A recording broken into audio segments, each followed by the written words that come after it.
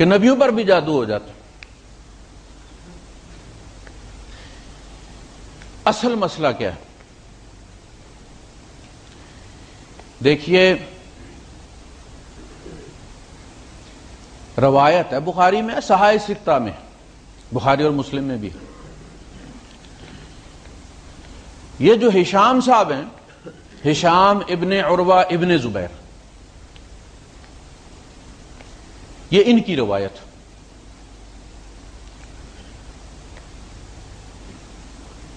یہ 131-32 میں گئے ہیں عراق.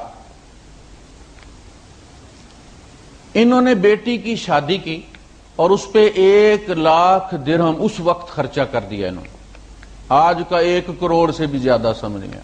اور کیا بھی قرض لے کر. اب خلیفہ منصور کے پاس یہ گئے مدد لینے کے لیے. عباسی تھا اس ناطے سے.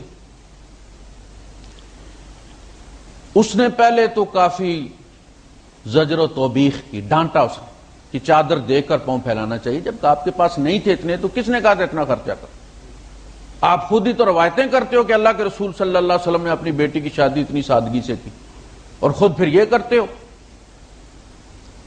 اور پھر 10,000 درہم اس نے پکڑا دیا. اب 10,000 اور 1,00,000 یہ پلٹ کر آئے. جو زیادہ ہاتھ چھوٹ منہ پھٹ قسم کے قرضدار تھے جنہوں نے دیا ہوا تھا، ان کو انہوں نے دے کے تو جان چھڑائی.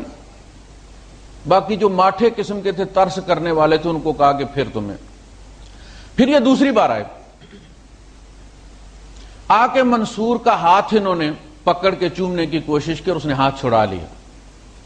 اس نے کہا چھوڑ دیں آپ اس کو، ہم اس کو دوسروں سے محفوظ رکھتے ہیں اس ہاتھ کی عزت کی خاطر. عام لوگوں کو ہم چومنے نہیں دیتے، اور آپ کو ہم اس سے محفوظ رکھتے ہیں کہ آپ کا جو مقام ہے وہ یہ ہے کہ میں آپ کے ہاتھ چوموں، آپ یہ مت کریں. لیکن پیسے اس نے کوئی نہیں دی. اب یہ اتنا بڑا جھٹکا تھا کہ ان کا دماغ پھر گیا خارفہ.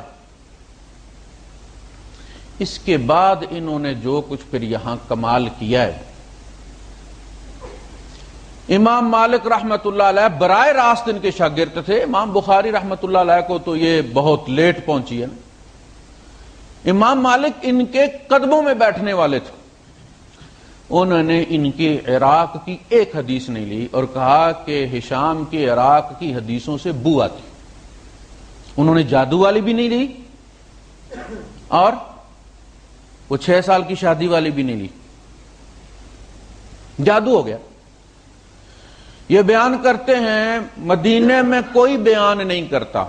131 سال گزر گئے ہیں مدینے میں، کسی کو خبر نہیں ہے کہ نبی پر جادو ہوا تھا.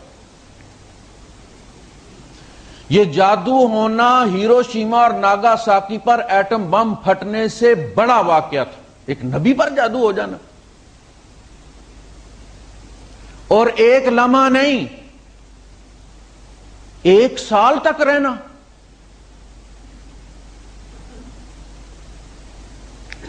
یہ کہتے ہیں کہ مجھے میرے ابا نے بتایا ہے اور میرے ابا کو ان کے ابا نے بتایا ہے کہ ان کو حضرت عائشہ صدیقہ رضی اللہ تعالیٰ عنہ نے بتایا کہ حضور پہ اس طرح سے جادو کیا گیا. یہاں تک کہ آپ بیویوں کے پاس نہیں آتے ہوتے تھے، نہیں آئے ہوتے تھے، اور آپ کو یہ خیال ہوتا تھا کہ آپ ہو آئے ہیں بیوی کے یہاں. اب مسئلہ یہ کہ حضور کی 9 بیویاں تھیں. یہ 9 بیویوں کی طرف سے شکایت آنی چاہیے تھی نا. میں اگر یہاں ممبر پہ بات کر رہا ہوں تو ایک راوی تو نہیں ہونا چاہیے نا. بھری ہوئی مسجد ہے، کوئی 2 4 10 20 راوی ہونے چاہیے نا. قاری صاحب نے یہ بات کی ہے. 9 بیویوں میں سے کسی کی طرف سے بات کوئی نہیں آئی. حضرت عائشہ صدیقہ رضی اللہ تعالیٰ عنہ کو یہ معاملہ سب سے پہلے اپنے باپ سے ڈسکس کرنا چاہیے تھا. ابو بکر صدیق کو جا کے بتانا چاہیے تھا، جو نبی کے دوست، غمخوار اور مشیر تھے، کہ آپ کے دوست کو یہ چیز لڑ گئی ہے. انہوں نے باپ کو نہیں بتایا، بھائیوں کو نہیں بتایا. بتایا تو کس کو بتایا؟ عروہ کو.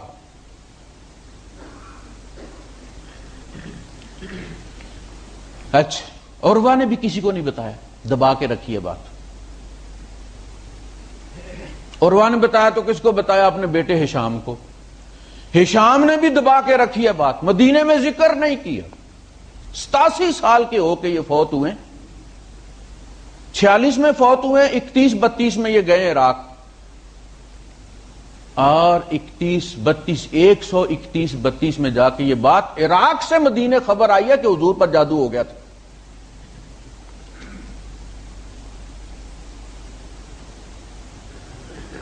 پھر روایت میں کہا جاتا کہ حضرت علی رضی اللہ تعالیٰ عنہ فلاں فلاں فلاں صحابی ساتھ لیے حضور نے اور کنویں پر گئے اور جا کے جادو نکالا. ان کی طرف سے کوئی خبر نہیں آئی، حضرت علی رضی اللہ تعالیٰ کی طرف سے کوئی خبر نہیں، کوئی روایت نہیں ہے. جو دوسرے ساتھ گئے تھے ان کی طرف سے کوئی روایت نہیں ہے. حضور کی دوسری بیویوں کی طرف سے کوئی شکایت نہیں. مدینے میں کسی کو خبر ہی نہیں. کتنا عرصہ رہا ہے؟ 1 سال. 7 ہجری میں. اب اس کے جو نتائج نکلتے ہیں، ہمارے علماء چونکہ اس طرف جاتے نہیں ہیں، راوی چین ہی چین لکھتے ہیں، اپنے مدرسے میں ہوتے ہیں، قال اللہ و قال رسول، بندے آتے ہیں، ہاتھ چومتے ہیں، گھٹنے چومتے ہیں، نکل جاتے ہیں.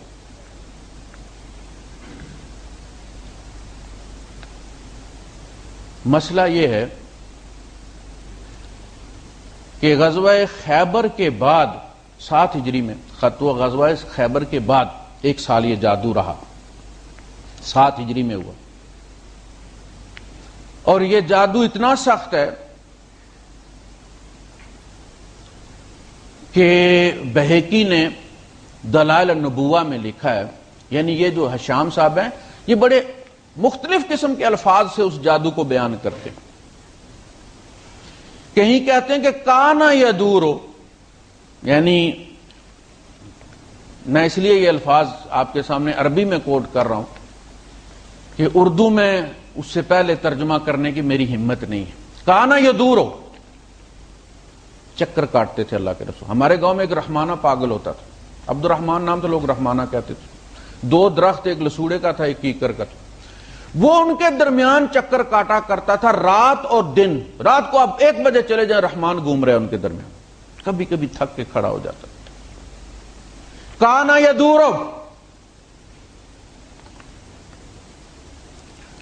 ولا یدری ما وجعو، اور آپ کو سمجھ نہیں لگتی تھی کہ میرے ساتھ ہو کیا گیا، تکلیف کیا ہے، کیا پھنسا ہوا ہے دماغ.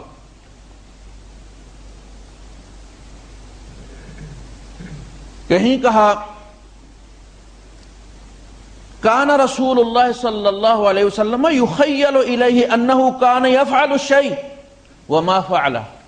آپ کو خیال ہوتا کہ آپ نے کوئی بات کر دی ہے جبکہ آپ نے کی نہیں ہوتی تھی. وَكَانَ يُخَيِّلُ أَنَّهُ كَانَ يَقُولُ وَمَا قَالَ، اور آپ کو بعد دفعہ ایسا ہوتا تھا کہ آپ نے کوئی بات کہہ دیا جبکہ آپ نے کہی نہیں ہوتی تھی.